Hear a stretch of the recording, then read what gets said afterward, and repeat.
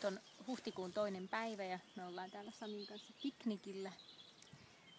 Ja Sami on nyt luvannut kertoa, että missä me itse asiassa ollaan piknikillä ja mikä on paikan tausta. Arlesheimin Eremitaasissa. Kivuttiin tänne mäkeä ylös. Täällä on kaikkia luolia ja kaikkea hienoa. 1700-luvun lopun tämmöinen maisemapuisto. Tosi hieno paikka. Ja tuossa meidän yläpuolella on tämmöinen keskiaikainen Birsekin linna. Täältä löytyy tämmöisiä kivoja onkaloita ja kielekkeitä, jossa on hyvä istuskella. Viettää hellepäivää.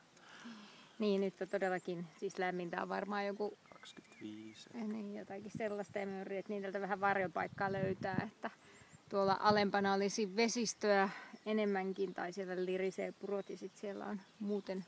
Siinä on rakennettu pari semmoista lampea, missä on jo istuttu karppeja ja siellä on lintuja ja kauniita istutuksia. Tämä on tosi kaunis paikka. Kyllä. No mitäs oli piknik-eväät tänään? No ostettiin vähän salaattia ja mansikoita ja valkoviiniä Etelä-Sveitsistä ja sämpylää ja raparperipiirtoa.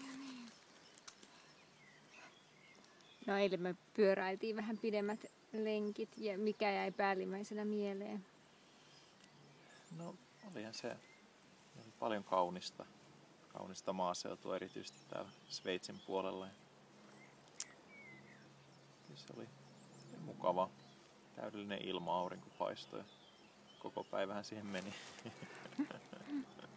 Joo, se oli kevään pisin pyöräretki tähän mennessä. Kyllä. Niin, 82 kilsaa. Niin. Kyllähän siihen osui monta museota ja kaikenlaista. Tosi monta pientä pikkukylää ja kaupunkia. Niinpä. Hyvä. Täällä on paljon muitakin turisteja, joten ehkä me voidaan sitten lopettaa tähän.